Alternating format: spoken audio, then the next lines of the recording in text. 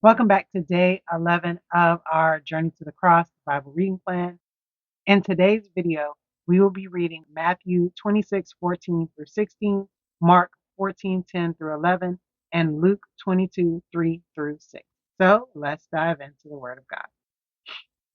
Matthew 26:14 through 16 says, Then one of the 12, the man called Judas Iscariot, went to the chief priests and said, What are you willing to give me if I hand him over to you?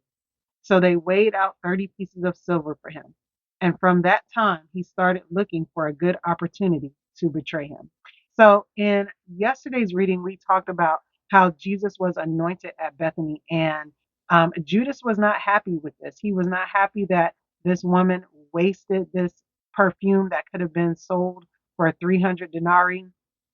And then he was scolded by Jesus for, you know, complaining about her doing this important thing for Jesus. And so we don't really know if this happens directly after he was scolded by Jesus, which was 6 days prior to the Passover, or if this happens, a little later on.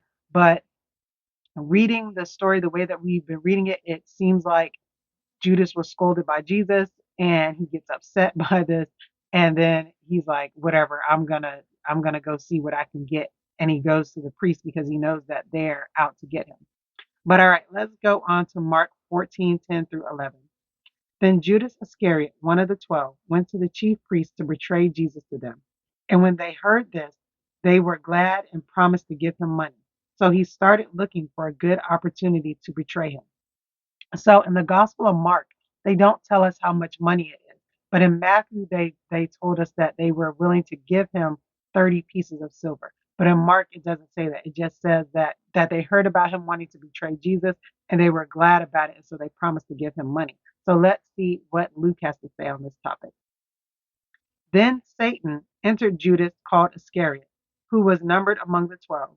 He went away and discussed with the chief priests and temple police how he could hand him over to them. They were glad and agreed to give him silver.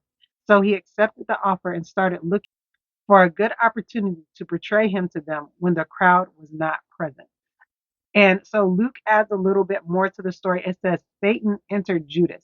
So at this point, Judas may have been a disgruntled disciple.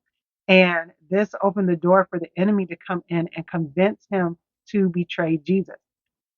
And then in Luke, it tells us that they agreed to give him silver. It also tells us that he not only talked to people, he talked specifically to the chief priest, who we know is Caiaphas, and the temple police on ways that they could arrest Jesus.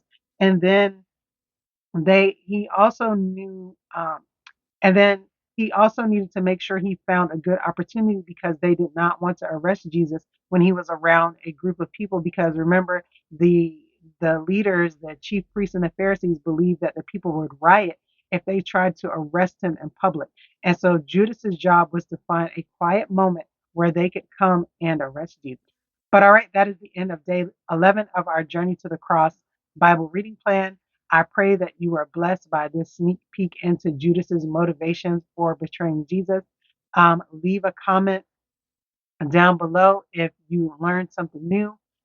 As always, keep Jesus in the center of everything that you do. Don't forget to like and subscribe to the channel if you have not already. I will see you in the next video.